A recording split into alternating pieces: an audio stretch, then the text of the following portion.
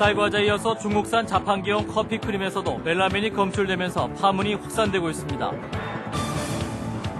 정부가 국내 외환 시장의 달러 부족 현상을 해소하기 위해서 사상 최대인 110억 달러를 시장에 공급하기로 했습니다. 이용훈 대법원장은 과거 권위주의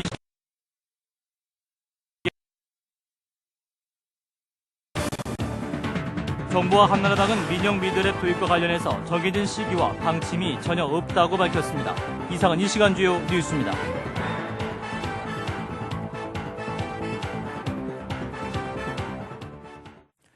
시청자 여러분 안녕하십니까? 국내 유통된 쌀과자에 이어서 중국산 자판기용 커피 크림에서도 멜라민이 검출되면서 파문은 계속 확산되고 있습니다. 식약청에서 조규호 기자입니다. 신장 질환을 유발하는 멜라민 파문이 국내에 유통된 쌀과자에 이어 커피 크림으로까지 확산되고 있습니다. 식품의약품안전청은 중국산 유제품이 섞인 제품을 추가 조사한 결과 수입업체인 유창FC가 중국에서 들여온 커피 믹스 원료 베지터블 크림 파운더에서 1kg당 1.5mm에 달하는 소량의 멜라민이 검출됐다고 밝혔습니다. 현재 16톤 정도를 보관하고 있고 보관 압류하고 있고 판매처에 대해서 회수 조치를 실시를 하고 있습니다. 문제의 커피 크림은 올 들어 이번 달까지 모두 41톤이 수입됐습니다. 식약청은 이 가운데 25톤 정도가 커피 체인점과 시중 커피 자판대에 이미 사용됐거나 사용될 것으로 파악하고 제품 판매를 중단했으며 전량 회수 조치에 들어갔습니다. 식약청은 또 멜라민이 검출됐던 해태주과의 미사랑 카스타드 제품 2건에서도 멜라민이 추가로 검출됐다고 설명했습니다. 이처럼 멜라민 파문이 확산되자 식약청은 시중에 유통된 428개 관련 제품 전량에 대해 검사가 끝날 때까지 유통과 판매를 금지하도록 조치했습니다. 식약청에서 CBS 뉴스 조교입니다.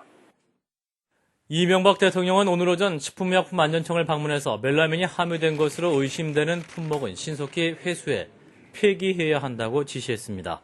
이 대통령은 특히 어린이용 식품을 먼저 검사했으면 좋겠다며 검사 결과가 나오면 회수를 서둘러서 유통을 중지시키는 것이 중요하다고 거듭 강조했습니다. 이 대통령은 또 식품과 마약 관련법이 다른 나라에 비해 처벌 규정이 약해서 계속 잘못을 저지른다며 식약청과 복지부가 중심이 돼서 확인해달라고 지시했습니다.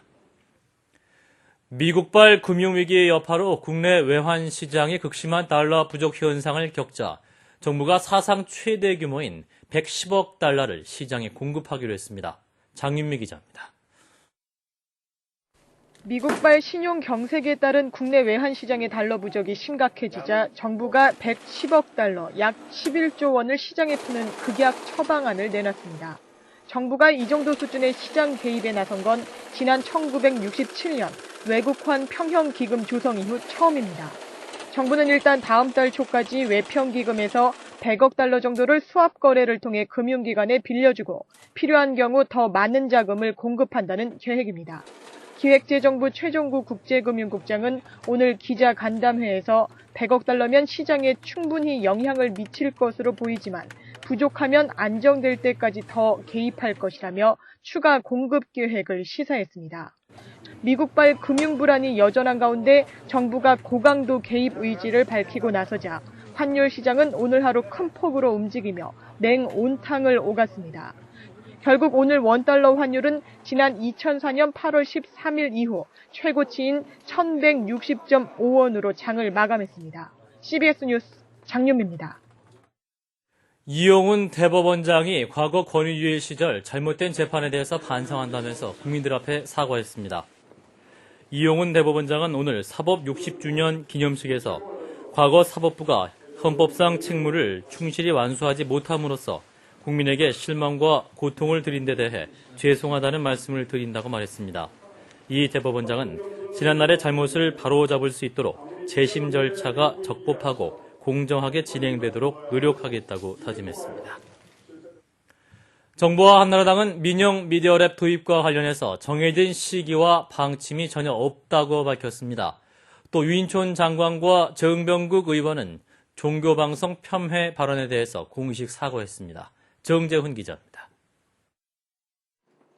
당정 방송통신정책 관련 고위 관계자들은 오늘 종교방송 사장단과 오찬 회동을 가졌습니다. 당정은 이 자리에서 민영 미디어랩 도입과 관련해 시기와 방침 등 정해진 것은 전혀 없다고 밝혔습니다.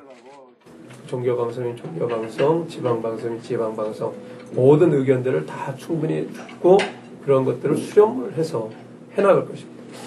당정은 또 앞으로 추진할 경우에도 현재 제기된 문제의 성결을 전제로 할 것이라고 약속했습니다. 이와 함께 유인촌 장관과 정병국 의원은 종교 지역방송 폄훼 발언에 대해 공식 사과했습니다. 종교방송사 사장단은 정례적인 회동을 통해서 민영 미디어랩 도입 문제에 대해 공동 대응해 나가겠다. 종교방송 사장단은 당정이 문제점을 충분히 이해한 것으로 안다며 이를 정책에 반영할 것을 기대했습니다. 정부 여당에서도 종교방송사들의 입장을 많이 이해하고 돌아가신 것으로 압니다. 그래서 앞으로 거기에 대해서 바람직한 방향으로의 정책 방향이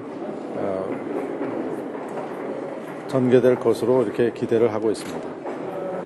오늘 회동의 결과가 정부의 방송 정책에 어떤 변화로 나타날지 주목됩니다. CBS 뉴스 정재훈입니다. 대구 CBS 등 5개 지역 방송사는 오늘 오전 한나라당 대구시당을 항의 방문하고 이명박 정부와 한나라당은 종교방송과 지역방송을 말살하는 민영 미디어랩 도입을 즉각 철회할 것을 촉구했습니다. 지역 방송사들은 성명서를 통해 그동안 밀실에서 진행된 민영 미디어랩 논의를 백지화하고 원점에서 재검토할 것을 촉구한다면서 이를 거부하면 정권 퇴진 운동 등 강력히 대처하겠다고 밝혔습니다.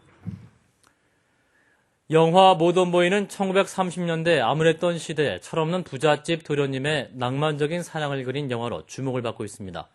또 1970년대를 배경으로 한 고고 70은 최고의 인기를 누린 그룹 데블스를 주인공으로 한 이야기로 흥겨운 노래와 춤으로 젊음의 열기를 느끼게 하고 있습니다. 10월에 첫 포문을 여는 개봉영화 2편, 김윤주 아나운서가 소개해드립니다. 경성을 배경으로 한 모던보이는 낭만에 죽고 낭만에 사는 모던보이의 모습을 담아내고 있습니다. 조선 총독부 1급 서기관 이해명은 비밀고락부에서 댄서로 등장한 여인 조난실에게 첫눈에 반하게 되는데요. 꿈같은 연애를 시작하지만 난실이 싸준 도시락이 총독부에서 폭발하고 그녀는 해명의 집을 털어서 흔적도 없이 사라져버립니다. 가수와 댄서, 디자이너를 넘나드는 매력녀 난실을 찾아낸 해명은 테러범으로 몰려서 고문을 당하는 극적인 상황을 맞기도 합니다. 모던보이는 해명 역으로 출연한 박해일의 자치 넘치는 연기가 인상적이라는 평가를 받고 있습니다. 반문화가 금지된 70년대 밤을 뜨겁게 달군 전설의 6인조 밴드 데블스를 그린 영화 고고 70이 개봉됩니다. 데블스의 리드보컬 상규는 뛰어난 가창력으로 카리스마를 표출하고 댄서이자 가수인 미미도 화려한 패션과 댄스로 관중을 사로잡는데요. 특히 차승우 씨, 만식이 역할의 차승우 씨한테는 그 누구도 흉내낼 수 없는 그만의 연기가 있었거든요. 그는 뮤지션인 동시에 배우인 것 같고 저에게 참 많은 가르침을 줬던 것 같습니다.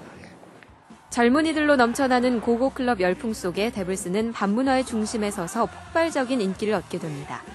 하지만 이들의 뜨거운 밤은 예상치 못한 사건으로 위기를 맞게 되는데요.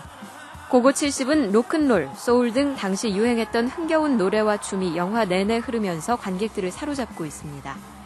CBS 뉴스 김윤주입니다.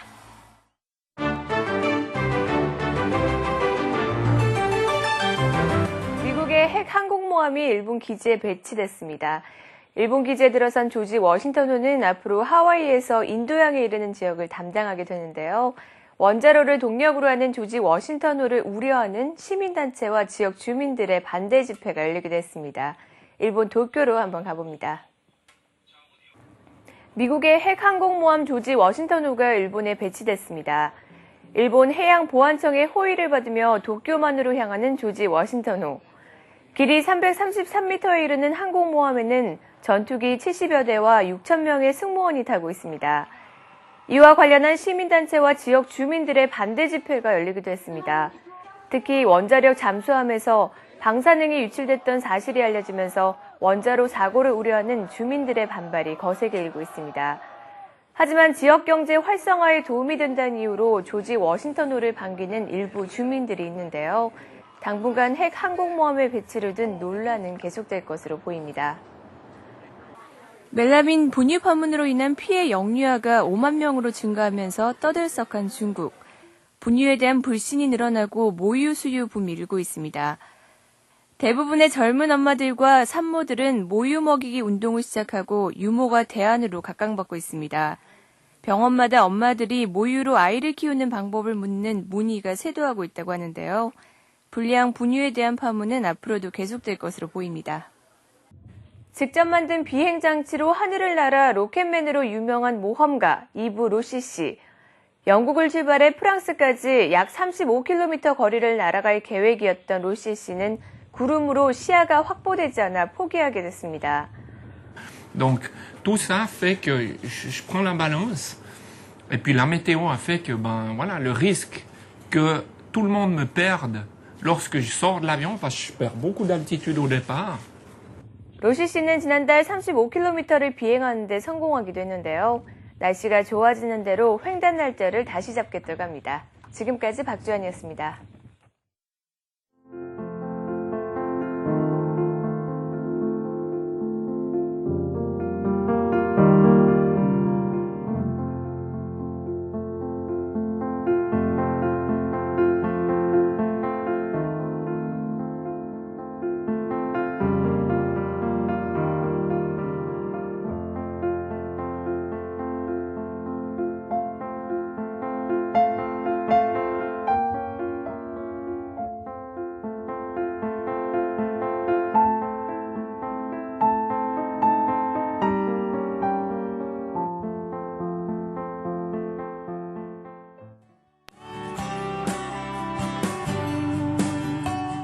안녕하십니까. 기상청 김영하 예보관입니다. 주말 야외 활동을 위해 이번 주말 기상정보와 날씨와 관련된 관심사항을 전해드리도록 하겠습니다. 먼저 주말 기상정보입니다. 이번 주말은 대륙에서 확장하는 고기압의 영향을 받겠습니다. 토요일은 전국이 맑은 날씨를 보이겠고 강원 영동지방과 제주도에서는 바람이 다소 강하게 불겠습니다. 아침에 산간에는 서리가 내리는 곳이 있겠고 강원도 높은 산간에는 얼음이 오는 곳도 있겠습니다. 최저기온은 5도에서 14도, 최고기온은 19도에서 23도가 되겠습니다. 일요일은 전국이 맑은 날씨를 보이겠고 최저기온은 7도에서 14도, 최고기온은 21도에서 26도가 되겠습니다. 이상으로 CBS 뉴스를 마칩니다. 고맙습니다.